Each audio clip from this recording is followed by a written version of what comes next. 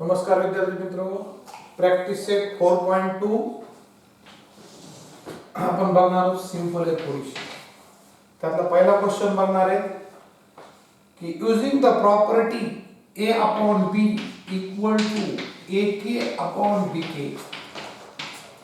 Using the property of a upon b equal to ak upon bk, filling the blanks, substitute the proper numbers in the following. आता ak म्हणजे आपल्याला माहिती आहे common multiple आहे. हा k कोण आहे? Common multiple. k कडलं काय आहे? कधी काही त्या रेशोचं मीनिंग बदलत नसतं, लक्षात घ्या.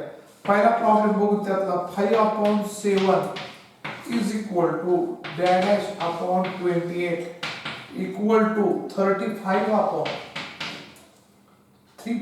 35 upon dash is equal to 3.5 इथं dash equal ratio चा वापर 5/7 equal to 28 equal to 35 upon 3.5. Equal ratio चा वापर करायचा. तुम्ही डायरेक्ट फिलिंग द ब्लँक्स भरा, नाही तर x y z वापरून केलं तरी चुकीचं नाही. आता इथे जर कळलं तुम्हाला तर याला इथे जर तुम्हाला समजण्यासाठी याची फिलिंग द ब्लँक्स काय 5 upon 7 इथं कितीने मल्टिप्लाय केलं याला 4 ने, म्हणून वरच्याला कॉमन मल्टिपल कोण आहे तर k म्हणजे कोण आहे तर 4 आहे, लक्षात घ्या. a upon b equal to ak upon bk, common multiple कोण आहे तर 4, म्हणून 5 चौक 20 आणि 7 चौक 28 इथं 28 आहे. मग पहिली फिलिंग द ब्लँक्स किती आली 20 असेल. बघा इतकं सिंपल आहे. कॉमन मल्टिपल कोण आहे तर 4 होता, लक्षात घ्या. आता इथं तसंच होईल पुन्हा 5/7 आणि इनटू 7 5 7 35 आणि 7 7 मग किती होईल? कॉमन मल्टिपल 7 आहे. 5 7 35 आणि 7 7 49 म्हणून इथं 49 आहे. आता थर्ड वन आहे 5/7 आहे. याला जर मी 2 ने डिवाइड केलं कॉमन मल्टिपल किंवा हाफ ने मल्टिप्लाय केलं म्हणून कॉमन मल्टिपल, याला हाफ ने मल्टिप्लाय केलं, याला हाफ ने मल्टिप्लाय केलं, हे 2.5 होईल, 3.5 होईल. म्हणून याचं उत्तर येईल 2.5, लक्षात घ्या. 3.5. इथं कॉमन मल्टिपल कोण होता 4 होता. इथं कॉमन मल्टिपल कोण आहे 7 होता. इथं कॉमन मल्टिपल कोण आहे हाफ आहे किंवा 0.5 आहे. 0.5 सुद्धा चालतो, लक्षात घ्या. किंवा काही तुम्ही x किंमत 5/7 इक्वल टू x upon 28 आणि तिरका गुणाकार करून सुद्धा कधी कधी जर तुम्हाला नाही जमलं तर तसं सुद्धा किमती तुम्ही इथं अपेक्षित मेथड नाही, पण तुम्हाला ह्या रूलचा वापर केलाय. हाच रूल वापरात काही गरज नाही. तुम्ही इथं 5/7 equal to x upon 28 cross multiply करून सुद्धा x ची व्हॅल्यू काढू शकतात. तशी याची सुद्धा काढू शकतात. त्या दृष्टीने तुम्ही प्रयत्न केला तरी चालेल. फिलिंग द ब्लँक्स इथं महत्त्वाचं. त्या कशा पद्धतीने आणल्या ते बघितलं. तसा दुसरा एक प्रॉब्लेम बघूत आपण. याच्यातलाच एक के मेथड वापरूनच येतं की सेकंड वन आहे 9 upon 14 equal to 4.5 upon filling the blank and dash upon 42 is equal to again 3.5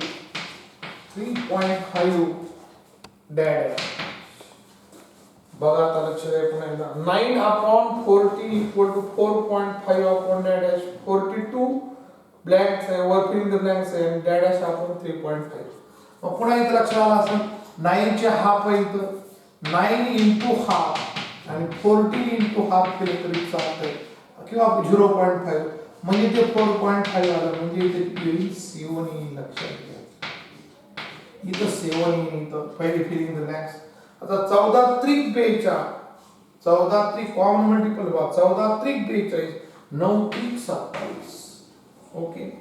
आता इथे याच्यावरून जमतं हे पण याच्यावर सुद्धा जमतं. 7 च्या हाफ 3.5 आहे आणि मग 4.5 च्या हाफ किती असेल बघा 2.25 असं 2.25 बरोबर आहे का बघा.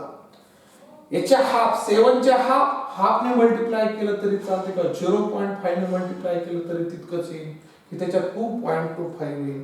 आणि पुन्हा सांगतो इथं कॉमन मल्टिपल कोण होता पहिल्या याच्यामध्ये हाफ. याच्यावर याचा वापर केला 14 त्रिक 42 9 त्रिक 27. मग हे घेण्यापेक्षा मी ती घेतलं 7 च्या हाफ 3.5 आहे आणि 4.5 4.5 च्या हाफ किती असेल बे 1 बे 2 4 बे 2 4 बे 2 2.25 असे क्वेश्चन येऊ शकते फिलिंग ब्लँकला 2 मार्काला येऊ शकतात तर त्या दृष्टीने नीट बघायचं आहे आता क्वेश्चन नंबर 2 बघूत आपण क्वेश्चन नंबर 2 काय म्हणतो बघा असाच आहे थोडासा नीट बघा फाइंड द फॉलोइंग रेशोज मी रीड करतो त्यातला पहिला find the following ratios ratio of radius to circumference of the circle ratio of radius कोणाचा radius to circumference radius of circle काय असणार आहे रेडियस ऑफ सर्कल तर आपण स्मॉल r ने डिनोट करू आणि सर्कम्फरन्स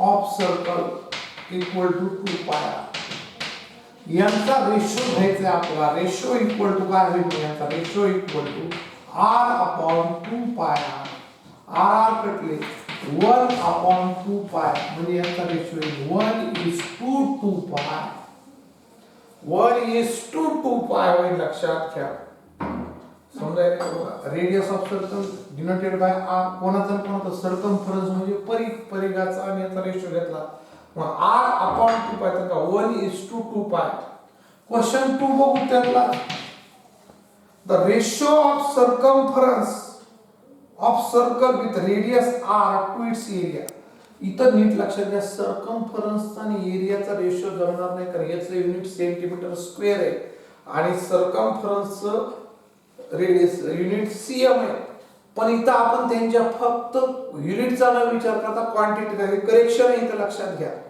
पण इथं लक्षात घ्या त्यांच्या युनिटचा विचार केलेला नाही फक्त त्यांच्या क्वांटिटीचा आपण थोडासा विचार करू अदरवाइज हे गणित रॉंग आहे तर तेवढं करेक्शन डोक्यात ठेवून नीट बघा की रेशियो ऑफ सर्कम्फरन्स पुन्हा ते सर्कम्फरन्स इक्वल टू 2 पाय आणि area of circle equal to area of circle दोघांचे युनिट समान नाहीत लक्षात घ्या याचं युनिट सेंटीमीटर असतं याचं सेंटीमीटर स्क्वेअर असतं आणि युनिट समान नसले आपण सांगितलं होतं दोन रेशोचे युनिट समान असणं गरजेचं आहे मग असं असताना फक्त आपण आता त्यांच्या क्वांटिटी रेशोचा विचार करायला अदरवाइज हा प्रॉब्लेम रॉंग आहे लक्षात घ्या नाहीतर तुम्ही म्हणता सरळ म्हणले होते इथं युनिट सेम पाहिजे ते करेक्शन आहे किंवा असा एक फक्त याचा विचार करायचा नाही फक्त याचं किती हे बघायचा रेशो एकचचा विचार न करता त्यांच्या क्वांटिटीचा विचार करायचा असा अर्थ आहे नाहीतर हा प्रॉब्लेम रॉंग आहे लक्षात घ्या पण टेक्स्ट बुक मध्ये आहे तर म्हणून आपण तो घ्यायलो तेवढी काळजी घ्या 2 pi r upon pi r square पाय कटले एक r आणि r कटला म्हणजे 2 अपॉन r म्हणजे 2:r रेशो लक्षात घ्या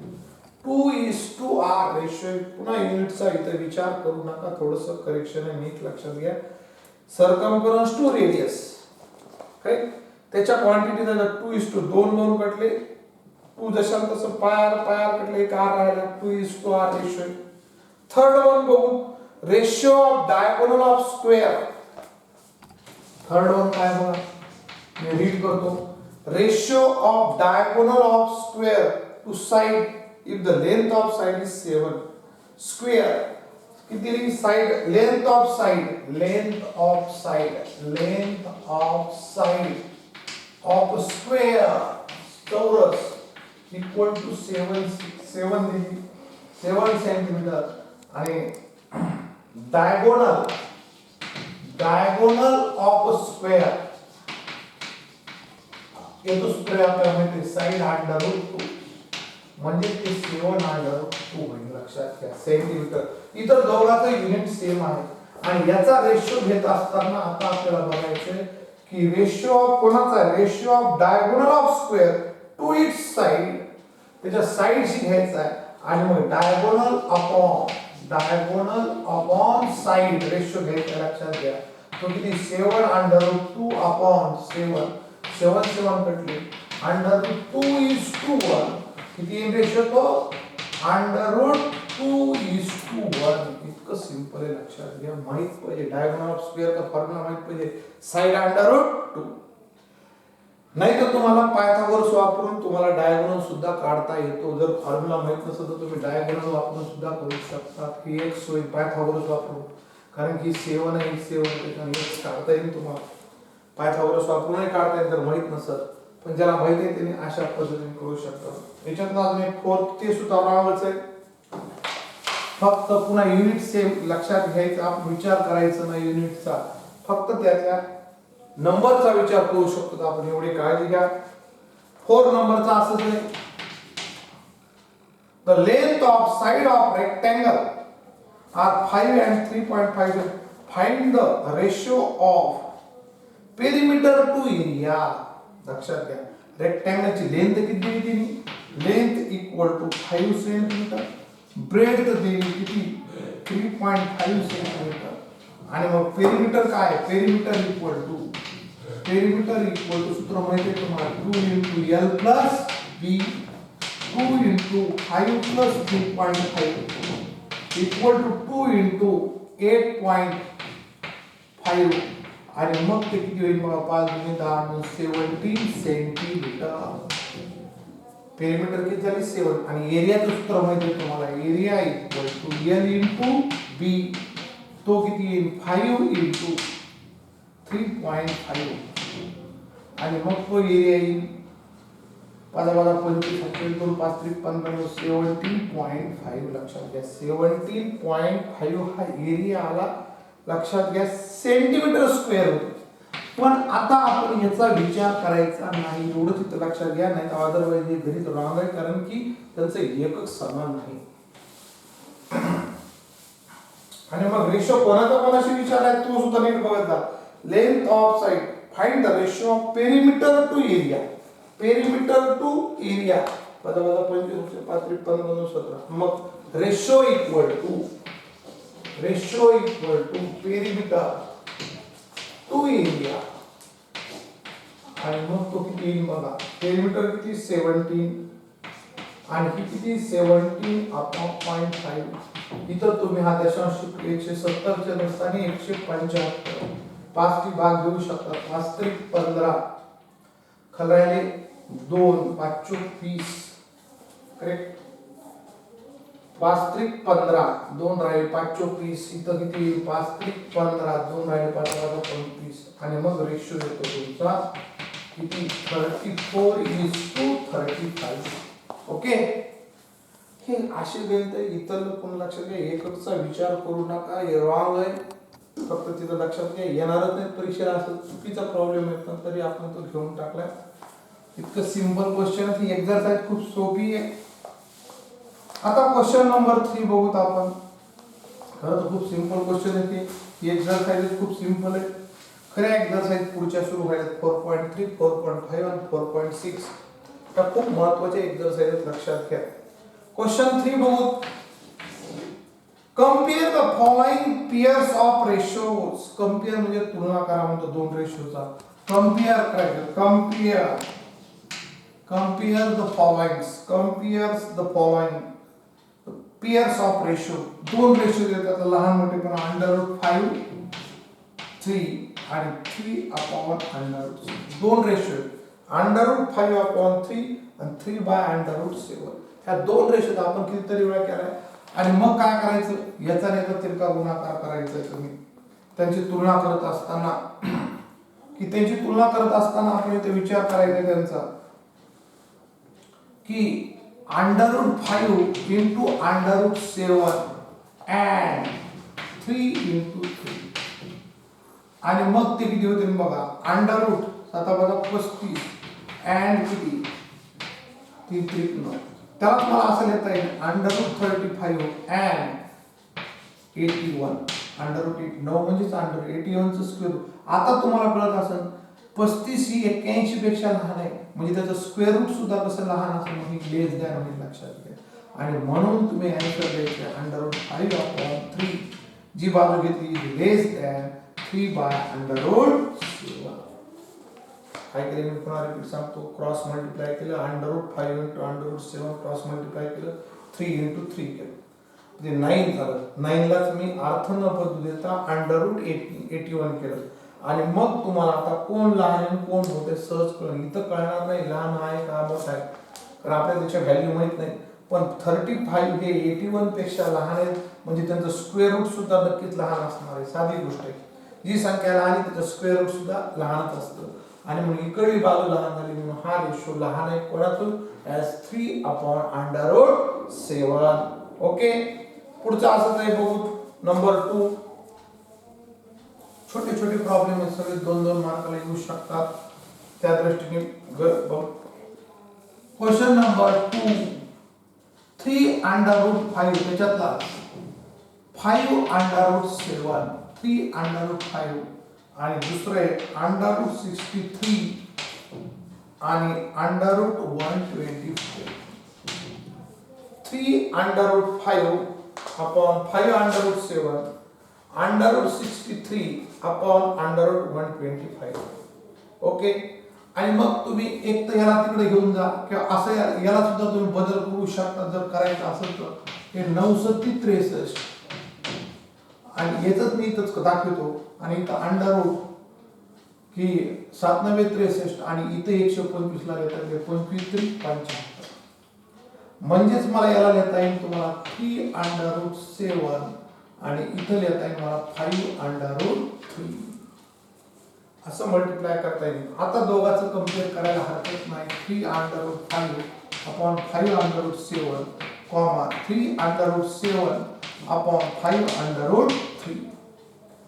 आपण याला मिक्स सर्ड सुद्धा म्हणले, आठवत असेल तुम्हाला ऑर्डर टू सर्ड चॅप्टर मध्ये मी √63 ला कसं केले बघा. पुन्हा सांगतो, हे आधी दुसऱ्या रेशोचा विचार करा. ते प्युअर सर्ड होतं त्याचं मिक्स सर्ड मध्ये रूपांतर केले. 9 × 7 963. 9चं स्क्वेअर रूट निघतं म्हणून बाहेर आलं √7. 125 लिहिले 25×3=75. 25चं वर्गमूळ 5/3 आहे. प्युअर सर्डचं मिक्स सर्ड. आता मी याचं आणि दुसऱ्याची तुलना करू.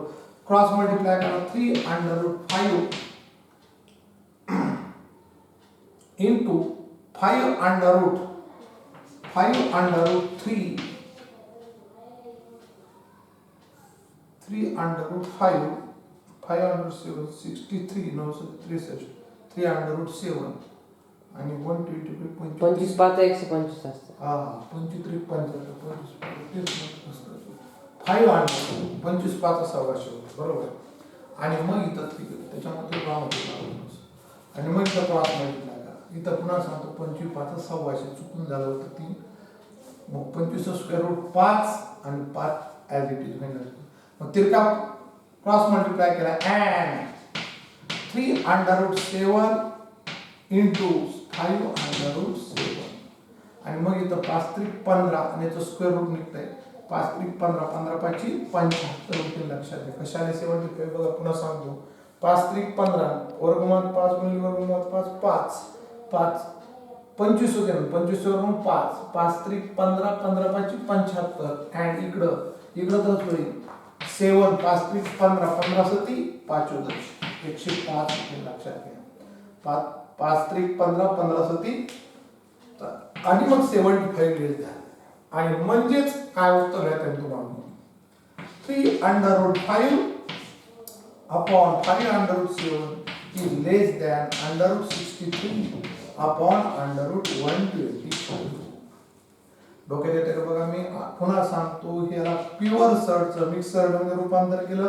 9 × 7 3/7 125 लिहिलं 25×5 25चं वर्गमूळ 5 5/वर्गमूळ तशा तसं मी क्रॉस मल्टिप्लाय केले. लक्षात घ्या कंपॅरिझन करण्यासाठी. यांचा गुणाकार काय येतो नीट बघा. 5×3=15 आणि 25चं वर्गमूळ 5 15×5=75 75 आलं. 5×3=15 15×7 15×7 105. मग हे लहान झाले म्हणजेच इकडचा रेशो काय होईल लेस दॅन दिस रेशो. ओके, अजून एक समजून सांगतो म्हणजे तुमच्या अजून लक्षात येईल.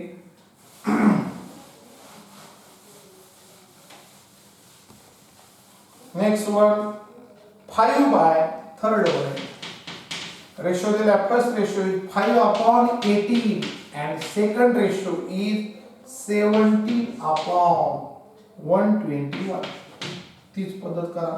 Cross multiply 5 × 121 and 18 × 70.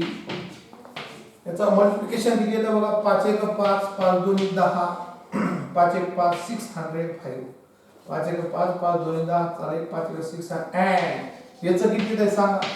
18 into 17 multiplication किती येते बघा 18 into 17 306 हा 306 306 आणि मग तुमच्या लक्षात येईल कोण लहान आहे आता कळालं असं तुम्हाला लहान कोण पहिली बाजू लहान आहे म्हणजे 5/18 इज ग्रेटर दॅन 17/128 याचं मल्टिप्लिकेशन केलंय करेक्ट ओके नेक्स्ट वन घेऊ अजून फोर्थ वन छोटे छोटे प्रॉब्लेम आहेत हे नीट लक्षात थोडा एवढाच वेगळा भाग आहे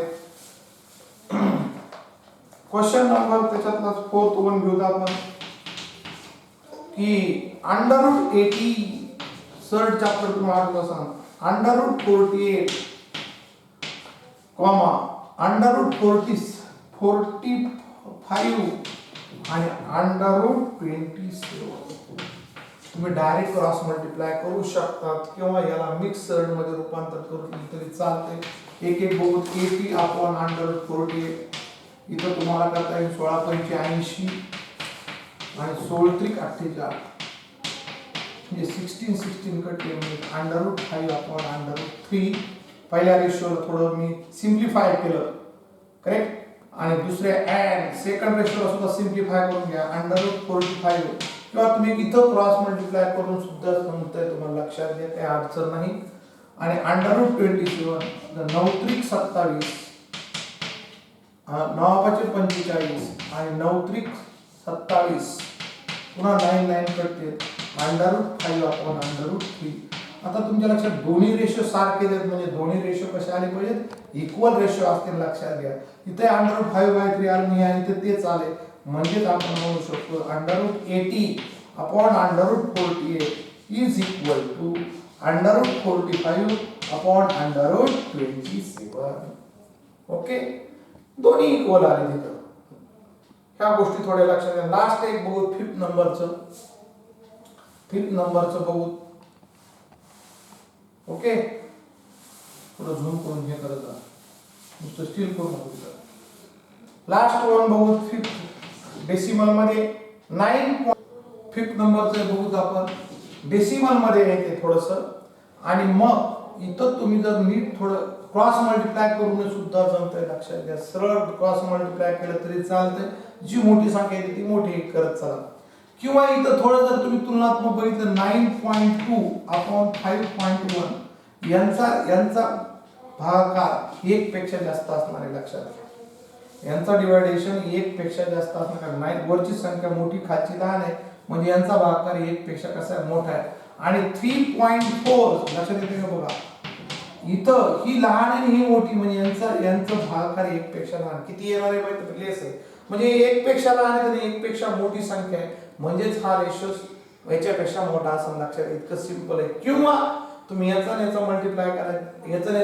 करा जे उत्तर येईल जी मोठी संख्या असेल ती मोठी करता येईल तुम्हाला तसं केलं तरी चालतंय किंवा असं डोक्यात आलं तरी चालतंय थोडंसं लॉजिक लावून 9.2/5.1 is greater than 3.4/7.1 ओके हे नीट बघा क्वेश्चन 4 ऑलरेडी झालाय आपला बघा क्वेश्चन 4 म्हणजे आता जे आपण वर्ड प्रॉब्लेम मागच्या एक्सरसाइज मध्ये बघितले होते तेच आहेत 6 7 आणि 8 मी तिन्ही घेतले होते तसेच आहेत अजून इथे एक्स्ट्रा दिले त्यातले 1-2 समजून सांगतो बाकीचे तुम्ही करा चालेल क्वेश्चन 4 बघू ऑलरेडी झालाय तरी पण मी 2 घेतो तुम्हाला तेच आहेत क्वाड्रिलॅटर त्यातला पहिला रीड करतो quadrilateral ABCD is a parallelogram ratio of angle A and angle B of this parallelogram is 5:4 find the measure of angle B आता parallelogram म्हणजे आपल्याला लक्षात यायला पाहिजे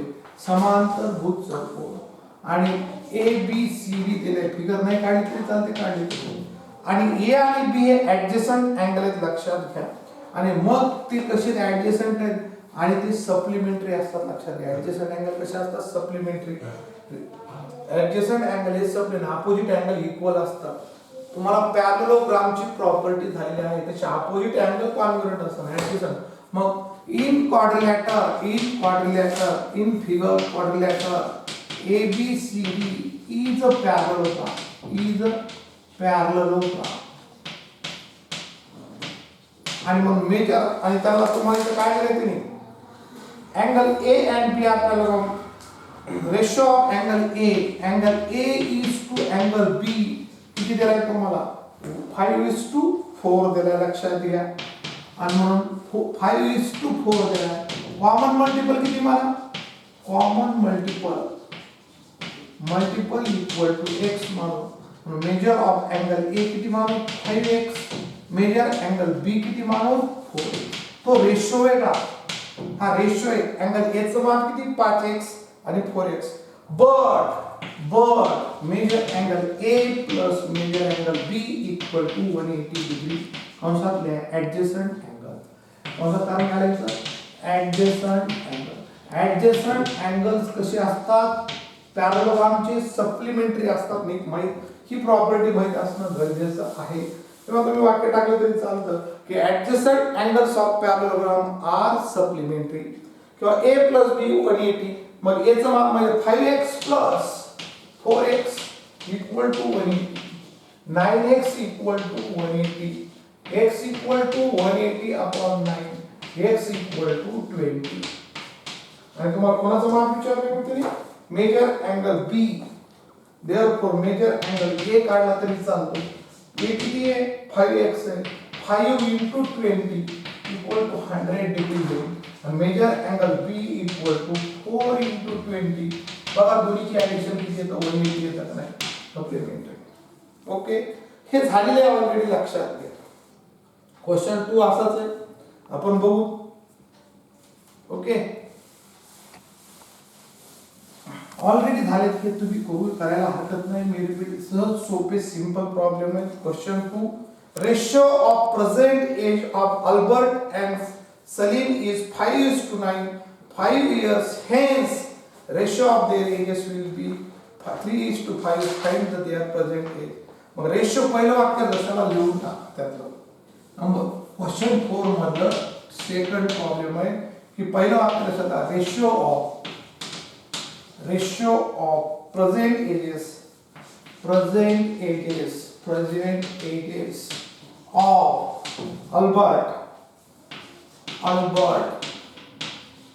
Albert and Salim equal to 5:9. 5:9. Common multiple equal to x. Correct. Present age of Albert equal to 5x year, and present age of Salim equal to 9x year. Correct. By given condition. आता condition काय आली बघा. After direct लिहिली तरी चालते condition किंवा एक step. 5 year hence 5 वर्षानंतर आज 5x आहे, 5x प्लस 5 हेन्स म्हणायला अपॉन 9x प्लस 5. तेव्हा त्यांच्या एजचा रेशो किती 3:5. मी पुन्हा रिपीट करतो. 5 year hence ratio of their ages will be 3:5. पुन्हा रिपीट करतो. पहिलं वाक्य जशाल तसं लिहायचं. Ratio of present ages of Albert and Salim is 5:9. 5:9. मग कॉमन मल्टिपल किती मला दोघांना 9. मग प्रेझेंट एज ऑफ अल्बर्ट किती झाला 5x. Present age of Salim is 9. पुढची कंडिशन डायरेक्ट जमत नसेल तर एक दोन स्टेप वाढल्या तरी चालतात. 5 year hence present age of Albert is 5x plus 5. आणि after 5 years age of Salim is 9x plus 5. त्यावेळेसचा रेशो दिला 3:5 म्हणून कंडिशन तयार केली. क्रॉस मल्टिप्लाय करा आणि इक्वेशन तयार करा. ओके, 5 into क्रॉस मल्टिप्लाय करा. 5 into 5x plus 5 is equal to 3 into 9x plus 5. Cross multiply करा. 25x plus 25 equal to 27x plus 15. नीट बघा. बघा 25x plus 25 plus 97x plus 15 आणि मग 27x minus 27x equal to 15 minus 20 minus 12. 25x -27x हे transfer इकडे झाले 25 तिकडे गेले -2x equal to -10 minus plus झाले x equal to 10/2 x equal to 5 काय विचारलं प्रेझेंट एज ऑफ लिहून टाका answer present age of Albert equal to किती present age of Albert 5 into 5 equal to 25 year and present age of Salim think about it equal to 9 into 5 equal to 45 year okay correct है हेच problem already मागचे exercise मध्ये झालेले आहेत असेच अजून 3 problem आहेत खूप सिंपल आहेत तुम्ही करू शकता तसे तर राहिले 2 तुमच्या सिलेबस मधून तुम्ही काढून टाकले पुढचे आणि क्वेश्चन 5 6 आणि 7 सुद्धा तुमच्या सिलेबस मधून डिलीट केलेला आहे म्हणून विनाकारण आपण तो वेळ वाया घालवणार नाही इथपर्यंत नीट बघा आणि यातले 3 4 आणि 5 तुम्ही कंप्लीट करू शकता क्वेश्चन नंबर 4 मधलं 3 4 आणि 5 करू शकतो यातले 2 ह्या सिलेबस मधून कॅन्सल केलेत त्याने पण प्रॅक्टिस म्हणून तुम्हाला करायला हरकत नाही 5 6 आणि 7 क्वेश्चन नंबर 5 6 आणि 7 तुमच्या सिलेबस मधून कॅन्सल केलेले आहेत म्हणून ते काही बघायची आवश्यकता नाही खूप सिंपल एक्सरसाइज होती याच्यानंतर मात्र आपल्याला ऑपरेशन ऑन इक्वल रेशो त्यात इन्व्हर्टेंडो अल्टरनेंडो काही प्रॉपर्टीज बघायच्या लक्षात घ्या खूप महत्त्वाच्या याच्यानंतरच्या तिन्ही एक्सरसाइज खूप महत्त्वाच्या ते आपण नंतरच्या पिरियडला बघू ओके थँक्यू